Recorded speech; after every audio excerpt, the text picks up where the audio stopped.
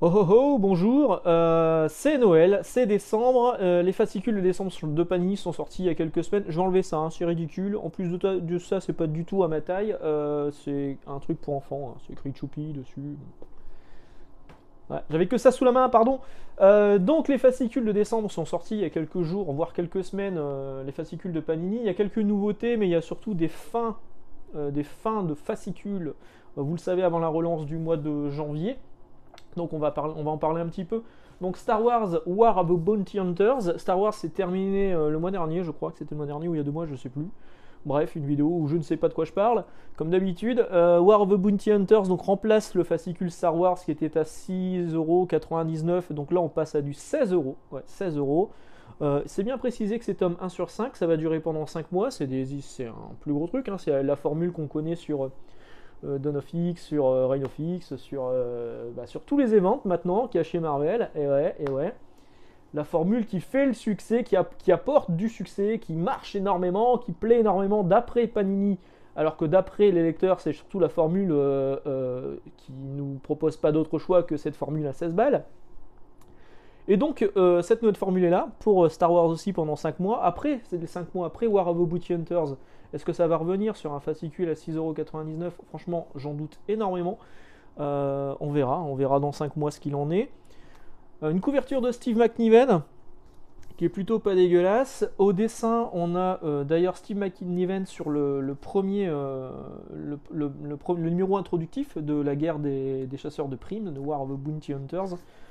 On a ce texte introductif qui nous explique que. Alors, les textes éditoriaux, enfin l'éditorial maintenant chez Star Wars et dans les gros volumes comme ça à 16 balles, ils ne sont plus signés en fait. Ils n'en sont plus signés. Bon, on se doute que c'est Aurélien Vives parce que c'est lui qui gère la partie Star Wars de Panini Comics depuis le début. Donc, Aurélien Vives, c'est le fameux community manager de Panini. Le fameux. Mais alors plus que l'éditorial, il n'y a plus aucune trace en fait des directeurs de chez Panini. Avant, on avait genre Marco Lupoy, directeur régional ou éditorial ou Europe. Il y avait Christian Grass. Là, il n'y a plus rien en fait. Il n'y a plus d'ours, ce qu'on appelle un ours, avec les noms de tous les gens qui travaillent chez Panini. À croire que maintenant, c'est juste 3 mecs dans un bureau. Enfin, ils étaient déjà pas très nombreux, hein, et qui valident juste avec un bouton le lancement de l'impression. C'est bizarre en fait qu'il n'y ait plus aucun nom qui apparaisse dedans. C'est curieux. Donc, à l'intérieur, vous avez War of the Bounty Hunters Alpha et numéro 1, les numéros 12 et 13 de Bounty Hunters, le numéro 13 de Star Wars et le numéro 12 de Dark Vador. On nous explique dans l'éditorial au début que ce sont tous les préludes de War of the Bounty Hunters, sauf, je l'ai noté, hein, sauf l'épisode sur. Je l'ai noté où? Je sais même plus. Je sais même plus. Sauf l'épisode sur Dr. Aphra, en fait, qui a été mis dans le 100% Marvel Dr. Aphra. Voilà, l'épisode 10 de Dr. Aphra, également présenté comme un prologue, nous a semblé être difficilement lisible sans le reste de l'arc narratif, commencé avec Dr. Aphra 6. L'intégralité de ce second arc narratif, le réacteur, est disponible dans le tome 2 de la série. Donc en gros, il y a un des prologues de cette évente qui n'est pas dans les ventes, qui est disponible dans un 100% Marvel à part. Ok. Je peux comprendre, hein, que ça soit difficile du coup à lire sans le prologue, mais j'ai l'impression qu'on nous refait le coup d'Incoming. Vous saviez, Incoming, il y avait l'événement Empire. Incoming était pour moi important à la compréhension d'Empire. C'était même d'ailleurs précisé dès la première page, en VF. Hein. C'est écrit voir Empire inédit en VF. Ouais, super les gars. Urban Comics nous avait fait le coup aussi. Hein. Je vous rappelle que Flash Forward, qui est une mini-série sur Flash qui explique comment le Flash Wally West avait récupéré les pouvoirs du Docteur Manhattan, c'est inédit en France, alors que c'est important. On y fait allusion dans Batman Death Metal. Donc là, pareil, en fait, il manque un petit bout. Alors, effectivement, si vous êtes assidu de l'univers Star Wars et que vous lisez Docteur Aphra, vous l'avez quand même le prologue. Bon, moi je vais vous avouer tout, je l'ai pas lu, et de toute façon, Star Wars, j'ai arrêté de les lire. Je l'ai juste feuilleté rapidement, j'ai trouvé que le style de Steve McNiven, il était vraiment très bon, et d'ailleurs, à la fin, on nous met les noirs et blancs. Les planches en noir et blanc, ça c'est plutôt cool. On nous met aussi quelques variantes cover, bref. Vous me direz ce que vous en avez pensé. Moi, Star Wars, j'ai arrêté, ça m'intéressait plus. Mais voilà, bon, la nouvelle formule est là, ça coûte 16 €, ça va durer pendant 5 mois. On a ensuite Spider-Man, Amazing Spider-Man numéro 009, donc qui ne dépassera pas la dizaine, parce que c'est relancé dès le mois prochain. À l'intérieur, on a les numéros 58, 57, 58. Ah oui, pardon. Je vous ai pas dit, là-dedans, on apprend quand même quelque chose dans l'éditorial, à savoir qu'il y aura des omnibus Star Wars, des vieilles séries Star Wars à l'époque où c'était encore chez Marvel, avant que Marvel ne soit racheté par Disney, donc dans les années 80, peut-être même 70. Il y aura des omnibus de Star Wars en 2022. Voilà. J'ai expliqué dans l'éditorial. Donc là-dedans, vous avez les épisodes d'Amazing Spider-Man 57, 58, 59. Une histoire avec Mister Négative, le retour de Mister Négative, un personnage qui avait été inventé par Dan Slott, si je ne me trompe. On nous explique aussi que le dernier numéro du run de Spencer, ça sera le numéro 75. Donc là, on est numéro 59, hein, c'est pas encore demain, hein, mais Panini va accélérer les choses à partir du mois prochain avec Marvel Comics. La suite de ça, parce qu'il n'y aura pas de numéro 10, ce sera Marvel Comics numéro 1, qui fera 176 pages, et sur ces 176 pages, il y aura 4 épisodes de Spider-Man. En tout, il y aura 8 épisodes, hein, de comics. Et il y aura dans ces 8 épisodes 4 épisodes de Spider-Man, donc la moitié du Marvel Comics du mois prochain, c'est du Amazing Spider-Man. Donc peut-être qu'effectivement ils pourront rattraper un petit peu le retard qu'ils ont accumulé sur la série. On sait qu'en plus de Amazing Spider-Man dans Marvel Comics, il y aura Thor, Avengers et Iron Man. Voilà. On sait aussi, alors là c'est expliqué que Arnaud Tomasini, donc, qui est le rédacteur en chef de Comics Blog, il le dit lui-même ici, dans une ancienne vidéo j'avais dit ils sont 3 rédacteurs différents. Va savoir qui va récupérer la timbale, le ticket d'or pour écrire l'éditorial sur Marvel Comics. Et ben c'est Arnaud Tomasini, ce qui est un peu surprenant vu que c'est pas le dernier arrivé, parce que le dernier arrivé c'est notre camarade le commis des comics, mais c'est un peu surprenant. Maintenant, ce que j'espère, c'est que il pourra apporter l'aide de son ou sa secrétaire de rédaction de Comics Blog afin de corriger les erreurs qu'on trouve parfois sur les traductions, afin qu'il y ait quelqu'un qui puisse relire les traductions. Quoique, je me demande s'il y a vraiment un ou une secrétaire de rédaction chez Comics Blog. Donc voilà, la suite ce sera dans Marvel Comics le mois prochain. On en parlera beaucoup plus largement à ce moment-là quand Marvel Comics sera sorti. Avengers Universe numéro 9 est sorti également. Voilà, à l'intérieur, on a que du Iron Man. C'est Iron Man 9 et 10, plus des extraits de courts récits tirés de Marvel Comics Présente. À la fin de l'épisode 10, c'est bien précisé à suivre. Bon, bah voilà, la suite, vous l'aurez pas dans Avengers Universe numéro 10, mais dans Marvel Comics numéro 1. Et la bonne surprise, vous allez vous marrer, c'est que pour combler un petit peu les pages qui restaient, on nous a claqué de la variante cover, dont une magnifique variante cover de Rob Liefeld, qui est juste là, voilà, régalez-vous les yeux. Bon, l'histoire de Iron Man avec Korvac, ça m'intéresse plus des masses. Je trouve que là c'est trop étiré sur la longueur, ils sont partis dans l'espace, il y en a un qui se retrouve sur une planète, il y en a un autre qui essaie de justifier ce qu'il a fait, bon bref. Je trouve pas ça foufou, je suis un peu déçu en fait, hein, de cette relance de Iron Man. Ça partait plutôt bien, hein, pourtant, hein, mais là c'est devenu tellement long, on est à l'épisode 10, il n'y a rien qui avance, quoi, c'est pénible.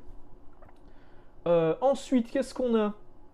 Ah oui, alors dans l'éditorial, là l'éditorial est signé par Jeremy Maness, on nous fait un gros parallèle avec Strange pour Marvel Comics, on y dit oui, Marvel Comics ça va plaire aux plus anciens parce que ça ressemble beaucoup à Strange. Ben, en précisant que, sauf que Strange c'était 96 pages et nous ce sera 176. Ouais, sauf que Strange c'était 12, 13, 14 francs, donc 2 euros, 2,50 €, 3 € maximum, et là ce sera 16 €. C'est quand même pas la même chose, d'autant que le parallèle avec Strange il est quand même vachement tiré par les cheveux parce qu'on nous dit ouais il y aura à l'intérieur il y aura Avengers, Iron Man, Thor, Spider-Man. Dans mes souvenirs il n'y a pas eu un numéro de Strange hors crossover qui réunissait tous ces personnages là ensemble dans un même numéro. Spider-Man c'était à part. Thor, Iron Man, Avengers, j'ai des doutes si c'était vraiment dans Strange. Dites-moi dans les commentaires. Donc Marvel Comics, ok. Nous, en libraire, j'ai du mal à trouver mes mots, hein. Pardon, je suis fatigué. En librairie, cherchez Marvel Comics, parce qu'on commence à faire les réservations pour certains clients. Chercher Marvel Comics dans la base des libraires, c'est une galère, pas possible. Parce qu'on tape Marvel Comics, il nous sort tout. Tout ce qu'il y a en Marvel, Bon, on tape Marvel, Panini, bah pareil, même délire. Marvel Comics Panini, pareil, même délire. Franchement, bravo, hein, la sélection du nom. Alors oui, d'accord, ça sera sans doute assez visuel pour les gens qui n'y connaissent pas grand-chose, qui vont rentrer dans une librairie, qui vont voir écrit Marvel Comics. Ok, bah j'aime bien Marvel, je vais prendre ça. Mais alors pour nous, les travailleurs en base de données, merci bien quoi. Ensuite, on a eu ce mois-ci le numéro 2 et dernier numéro de Venom King in Black, et également le dernier numéro de Venom de Donny Cates. Je vous renvoie à la vidéo que j'avais faite sur tout le run de Donny Cates sur Venom. Donc c'est numéro 200 américain et numéro 35. Numéro 200, c'est la numérotation Legacy. Il y a eu 200 numéros de Venom parus jusque-là, donc en faisant leur calcul savant. Ils ont mis toutes les couvertures en mini à l'intérieur. C'était déjà le cas dans le numéro US, que moi je l'ai acheté en US, donc celui-ci je ne l'ai pas acheté pour moi. C'est la fin du run de Cates. L'éditorial est signé par le Commis des Comics, hein, donc c'est plutôt bien, tant mieux. Il peut y avoir quelqu'un qui sait de quoi il parle, je sais pas ni, ça peut être pas mal. Par contre, on n'a aucune info sur la prochaine publication de Venom. On nous explique effectivement à la fin qu'il y a une nouvelle série avec Alewing et Ramvi au scénario et Brian Hitch au dessin. Elle vient de démarrer aux États-Unis. On n'a aucune info, savoir si il va y avoir une nouvelle publication comme ça Venom ou s'il faudra suivre directement dans les 100% Marvel quand ça sortira. Mais alors là, bon courage parce que les 100% Marvel, ils ont énormément de retard. Par rapport au fascicule, par rapport à King in Black, etc. Donc ce numéro 200 de Venom, hein, qui est... Alors si vous avez lu King in Black, il faut lire celui-ci, hein, parce qu'à la vraie fin de King in Black, c'est ça. Il y a un gros changement de statu quo en plus. Vraiment, c'est un bon épisode avec des artistes, de nombreux artistes, qui sont vraiment très bons. Et ouais, pour avoir ça dans les 100% Marvel, franchement, c'est pas demain, hein. À mon avis, ce sera peut-être même pas 2022. Ensuite, ce mois-ci, Heroes Reborn vient de débarquer avec un mois de retard. D'ailleurs, faut pas se fier à la date du prochain numéro annoncé là derrière. À la fin, c'est écrit que le prochain numéro c'est le 8 décembre. Non, non, le 8 décembre c'était la sortie de celui-ci. Il y a eu un mois de décalage. Donc il y aura bien 3 volumes hein, qui sont là. Je vous avais dit, moi j'avais bien aimé les ventes. Au niveau des pages, il y a des pages qui sont absolument magnifiques avec des doubles pages par Steve McNiven, par n'importe quoi, par Ed McGuinness. Franchement, ça déglingue, c'est hyper beau, moi j'aime beaucoup. L'event, il est vraiment fun, je vous le recommande, même si vous lisez pas vraiment les Avengers, vous pouvez passer un bon moment à le lire. Mon interrogation était sur les tie-in, savoir si c'était intéressant ou pas. Sur les tie-in qu'il y a à l'intérieur, donc là-dedans vous avez Heroes Reborn 1 à 3, Heroes Reborn Hyperion et Imperial Guard 1, je l'ai pas trouvé top. Heroes Reborn Peter Parker et Amazing Shutterbug, celui-là je l'ai trouvé bien. Ce tie-in sur Peter Parker il est vraiment intéressant. Et Heroes Reborn Magneto and the Mutant Force, bon, sans plus. Donc les tie-in pour l'instant, sur les 3 tie-in qu'il y a là-dedans, il y en a un que j'ai trouvé bien, les autres non. Donc pour l'instant, pas vraiment de regret de ne pas avoir acheté le TPB américain avec les tie-in intégrés dedans. Mais voilà, c'est encore une fois une série fun que je peux vous recommander sur cette période de fête. Un petit peu de joie et de bonheur dans votre pile à lire, c'est plutôt pas mal. On a enfin les Reign of X 3 et 4. Vous savez que moi, j'ai un peu perdu la flamme sur les X-Men après Oxbox. Voilà. Alors là-dedans, il y a le truc que j'ai vraiment retenu. Dans celui-ci, il y a Marauders 17, New Mutants 15, Cable 7, Wolverine 8 et 9. Et dans celui-ci, hop là, Wolverine 10, qui est la suite directe hein, du précédent. C'est un arc en 3 numéros. Excalibur 17, X-Factor 6, Cable 8, Children of the Atom 1. Alors, ce que j'ai vraiment retenu, c'est Wolverine, qui est très bon, et qui est surtout très bien dessiné. Adam Kubert, c'est hyper beau, vraiment j'aime beaucoup. C'est un numéro anniversaire. On retrouve, d'ailleurs on le voit là sur la couverture, Maverick, qui faisait partie de la Team X, qui était une team de 3. Et donc il y avait Wolverine, il y avait Sabretooth et il y avait Maverick. Et donc on retrouve Maverick dans une espèce de salle aux enchères, avec un truc qui est plutôt intriguant. On voit une main coupée de Wolverine et on sent qu'il va y avoir des répercussions derrière. Donc vraiment la série Wolverine là elle est plutôt pas mal sur cette période, en tout cas sur cet arc elle est plutôt bien. Et après bon le reste des séries continuent leur petit bonhomme de chemin. Il y a juste une nouveauté, c'est Children of the Atom avec des faux, ce qu'ils appellent la génération X et pas la génération Z. Avec des faux, on les voit là, voilà. Des faux X-Men, voilà, la fausse Cyclope, le faux Archangel, la fausse Gambit, le faux Nightcrawler et le faux Marvel Girl. Ouais, ben sans plus, hein.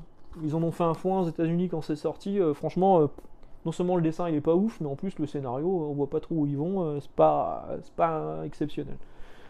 Voilà, ça c'était pour les fascicules de ce mois-ci. Panini me prépare quelques trucs, alors ça a été annoncé déjà, donc j'en parlerai sans doute dans la prochaine vidéo. Une sorte de printemps des comics, mais en hiver, avec que du Spider-Man, donc c'est le meilleur de Spider-Man qui sort au mois de février chez Panini, et il y aura même le meilleur de Batman qui sortira en été chez Urban Comics, mais on en reparlera dans une prochaine vidéo. Sur ce, je vous souhaite une excellente journée, d'excellentes lectures. Je vous retrouve très bientôt en espérant être un peu moins fatigué, mais c'est mal barré, hein, vu que on travaille comment dire,